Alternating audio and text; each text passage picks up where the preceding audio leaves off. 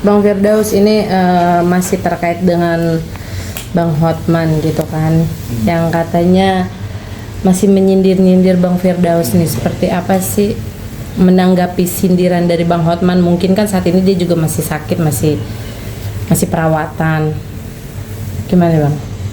Kalau gue sih udah udah nggak mikirin itu ya, karena gue ini kan anggap itu udah nggak penting. Hotman Paris itu udah nggak penting banget itu. Yang pertama, dia udah kalah sama gue, kalah semuanya ya kan.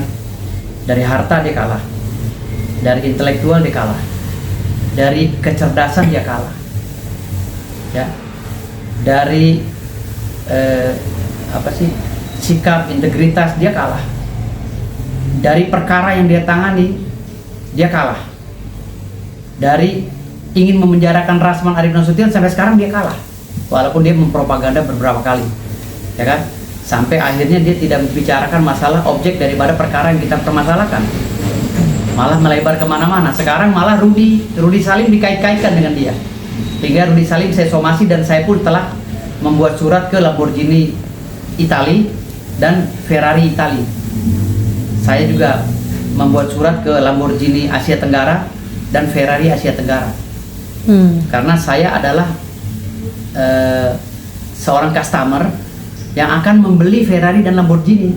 Memang ada niat saya mau beli, tetapi karena permasalahan ini yang digoreng oleh si Hotman Paris dan Rudy Salim, akhirnya ini membuat nama saya cemar, sehingga saya sebagai customer ya, atau konsumen merasa terjolimi dan merasa terdegradasi, ya, karena sikapnya Rudy Salim yang membocorkan rahasia mekanisme podcast di tempat dia kepada Hotman Paris, sehingga narasi yang dibuat oleh Hotman Paris seakan-akan saya meminta uang atau mengemis uang. Saya tidak pernah mengemis. Saya sudah bilang berkali-kali, ada di WhatsApp-nya, sudah saya sebar di media sosial, WhatsApp-nya dengan Rudy Salim ya, dengan manajemennya. Saya bilang, kamu yang ngejar-ngejar saya. Saya sudah nolak loh beberapa kali. Saya bilang gitu. Kamu meminta kepada saya, mengemis kepada saya agar saya mau di podcast Rudy Salim. Saya bilang, saya nggak mau kalau dibayar murah. Saya mintanya 25 juta atau minimal 15 juta. Tapi dia memohon lagi, meminta, akhirnya deal di angka 6 juta. Ya, dengan DP 1 juta. Oke, nggak ada masalah. Dan uang itu tidak pernah saya pegang sedikit pun. Saya kasih ke staff saya dan buat isi bensin 3 mobil itu. Dan 15 paket hoka-hoka bento itu biasa tuh saya. Kalau dipanggil podcast, saya selalu minta untuk staff-staff saya yang datang. Sanggup? Anda sanggup? Saya akan datang untuk memeriahkan podcast Anda atau YouTube Anda.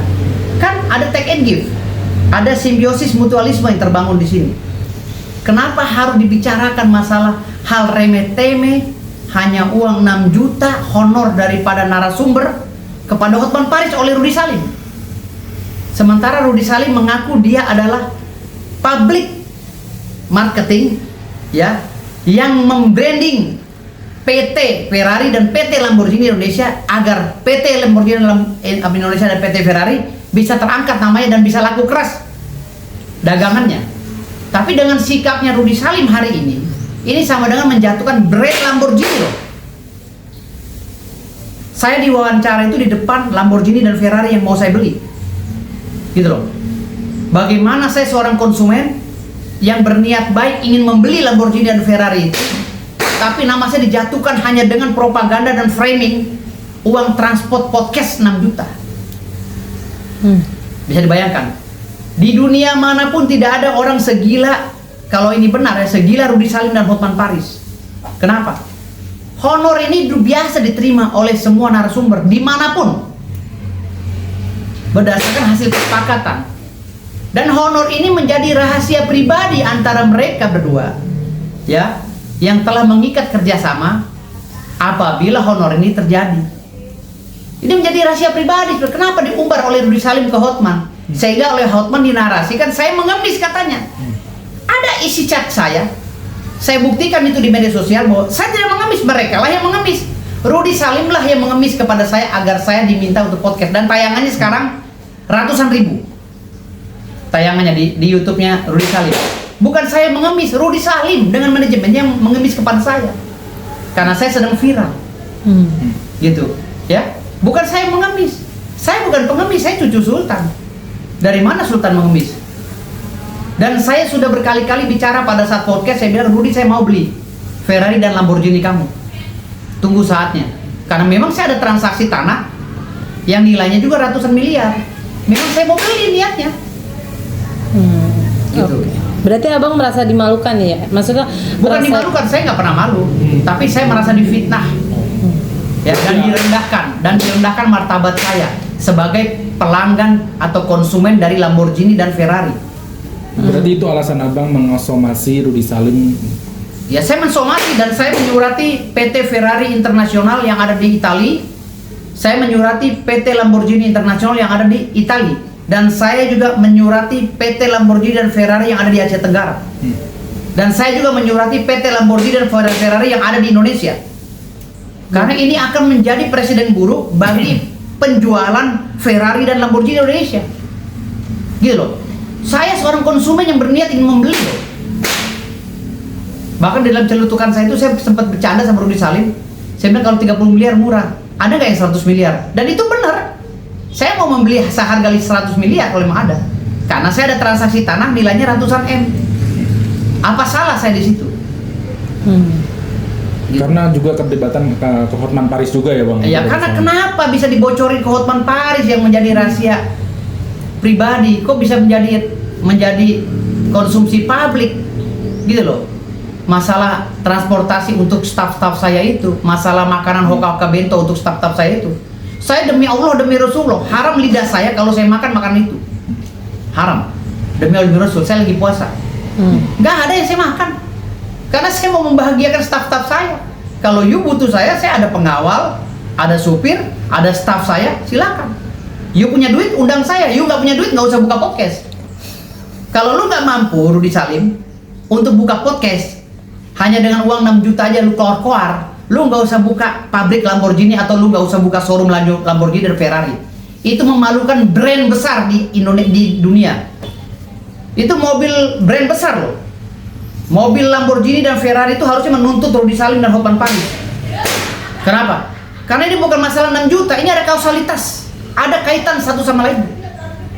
Saya membuat podcast di depan Lamborghini dan Ferrari yang ingin saya beli.